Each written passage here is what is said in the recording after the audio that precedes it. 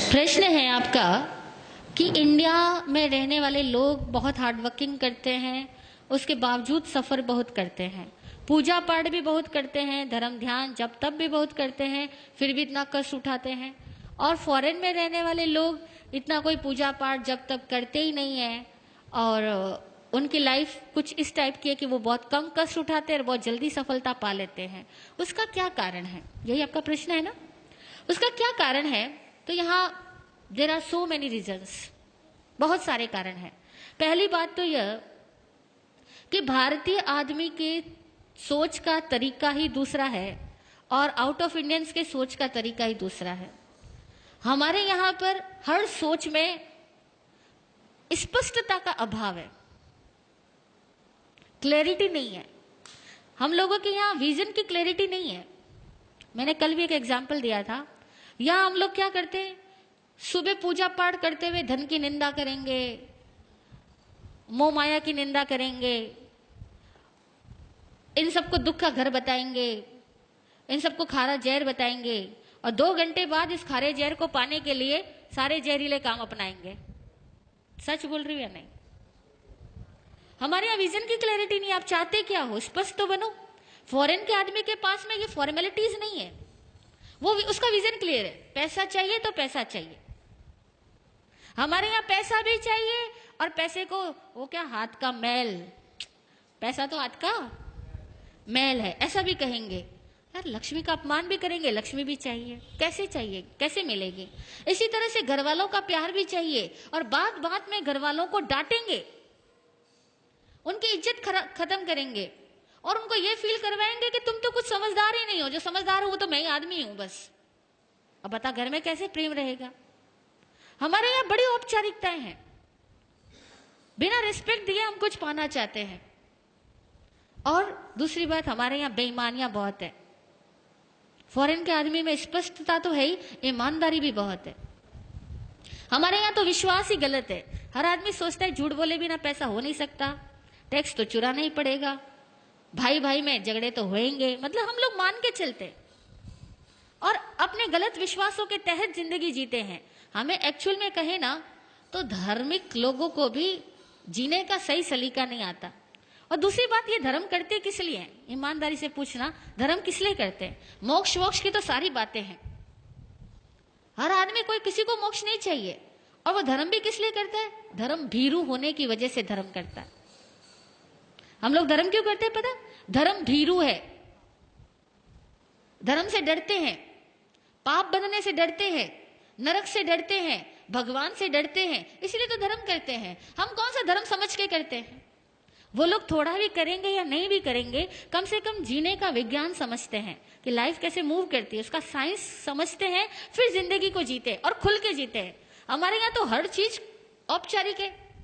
भूख लगी होगी ना, तब भी कोई कह भी देना कि खाना खा लो तो कहेंगे नहीं नहीं पेट भरा हुआ है, अभी घर से खा के आया। हाँ, नहीं बोलते? किसी के घर चले जाओ आप लोग और सामने वाला बोले कि खाना खा लो और आपको भूख भी लगी है, तभी कहोगे नहीं नहीं जी भूख बिल्कुल नहीं, अरे भाभी जी कष्ट मत करो, मैं तो घर से खा करके आया हूं। और सपोज वो दोबारा तिबारा कहेगा ना तो खा लोगे। खाओगे या नहीं खाओगे? कहने का मतलब यह हुआ कि हमारे यहाँ पर धर्म के नाम पर भी डर चलता है, रिश्वतखोरी चलती है, क्योंकि हम तो भगवान को साफ साफ रिश्वत देके आते हैं। देते या नहीं देते? मंदिरों में जाते हैं, साफ रिश्वत देते हैं, भगवान मेरा ये काम कर देना, मैं ये चढ़ा दूंगा। और पहले चढ़ा करके बाद में चढ़ाने का वायदा करके भगवान से अपने इच्छाओं की पूर्ति चाहते हैं। बड़ी अवैज्ञानिक तरीके से हम लोग भक्ति करते हैं, अवैज्ञानिक तरीकों से धार्मिक क्रियाएं करते हैं, क्योंकि धर्म को हम समझने की कोशिश भी तो नहीं करते, खाली हम रिवाजों को फॉलो करते हैं, लकीर के फकीर बने हुए हैं। तो धार्मिक होने से, पूजा पाठ जब तब कर देने से कुछ नहीं होता। और अक्सर देखा जाए तो ज्यादा जाप वही करता है जो ज्यादा डरपोक होता है, ज्यादा लालची होता है, जिसको लगता है जितना ज्यादा जाप करूंगा मेरा धन उतना ही ज्यादा बढ़ेगा, मेरी सुरक्षा उतनी ज्यादा बढ़ेगी। अक्सर लोग इसी वजह से जब तब ज्यादा करते हैं और इसलिए करते हैं कि थोड़ा भगवान खुश रहेगा तो मैं जितने पाप कर रहा हूं ना उसका फल मुझे कम देगा। हकीकत है, हम इंडियंस लोगों की सोच ही बड़ी अजीबोगरीब है। इसीलिए हम लोगों का जब तक सब देखा जाए ना तो बड़ा स्किन डीप भी नहीं होता। जरा सा कुछ घटना चेंज होगी ना, सब छूट जाने वाला है। कुछ घर में एक प्रतिकूलता हो गई तो कहोगे हे भगवान, हे कन्हैया, तेरे से तो मेरा विश्वास ही हट गया, तू मेरा कुछ भला नहीं करता। हम भगवान को भी सीधा तिरस्कृत करके आ जाएंगे, तूने मेरा क्या किया, मैंने इतने सालों तक तेरी पूजा की, तूने मेरा किया तो किया क्या। हम लोग कहाँ भक्ति करते हैं? भक्ति कोई हृदय की होती है? भक्ति ज्ञान से आए, भक्ति प्रेम से आए तो ये सवाल ही नहीं पैदा होगा। और दूसरी बात, इंडियंस लोग सफर इसलिए करते हैं क्योंकि यहाँ बहुत बड़ा तंत्र खराब है। केवल एक आध आदमी खराब नहीं है, पूरा सर्कल ही डिस्टर्ब है, पूरी व्यवस्थाएं खराब है, व्यवस्थाएं विकृत है, एक तंत्र खराब है। जब पूरा तंत्र खराब होता है ना, तो एक सही, जैसे समझो एक बगीचे के अंदर बहुत ज्यादा प्रदूषण हो, गंदगी इकट्ठी हो, और वहां पे आप गुलाब के पौधे लगाओ, तो बेचारे गुलाब के पौधे अगर 100 लगाए हो तो 90 तो वैसे ही सूख जाने, वो गंदगी उनको पनपने नहीं देगी, खिलने ही नहीं देगी। और 10 लग भी गए तो उनकी खुशबू नहीं फैलने देगी, क्योंकि 100 गंदगी के ढेर और 10 गुलाब के फूल रख दो तो खुशबू आएगी या बदबू आएगी। तो हमारी इंडिया में तो प्रॉब्लम यह है कि 100 तो गंदगी के ढेर लगे हैं और 10 गुलाब के फूल हैं। वो सच्चे धार्मिक कह दो या सही समझदार लोग कह दो, वो 100 में से 10 लोग मिल जाए तो बड़ी बात है, बाकी के सारे लोग केवल एक भेड़ चाल में अपनी जिंदगी पूरी करते हैं।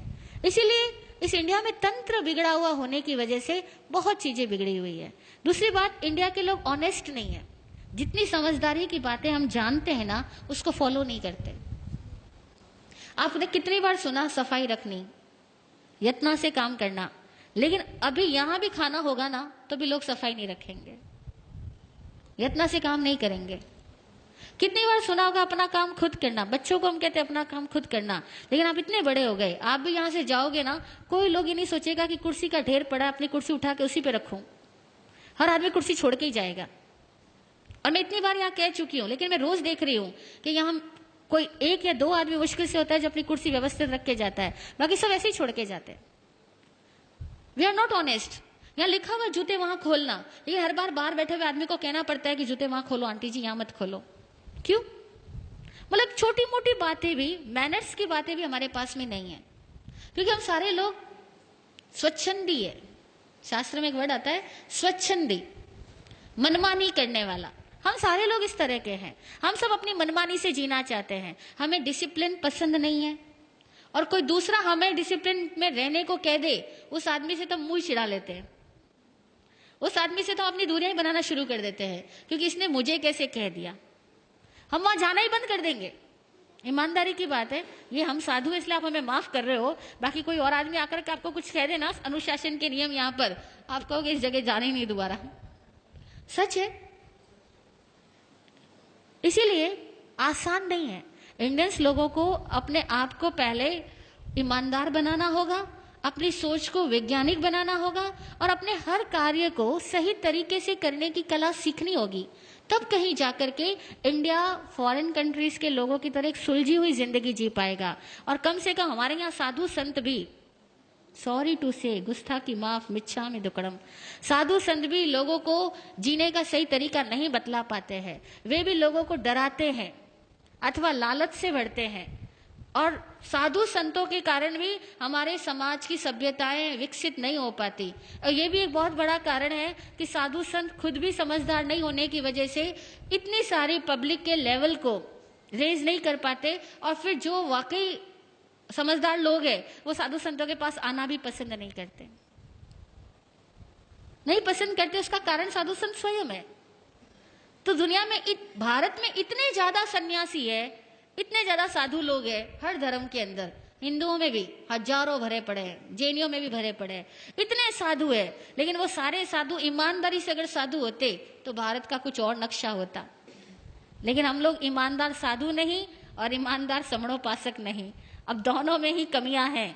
तो भैया ऑल ओवर कहते हैं अब जैसा बाप वैसा बेटा, तो करे क्या, है ना। ओके, जय हो। हाँ बोलिए सुनीता जी।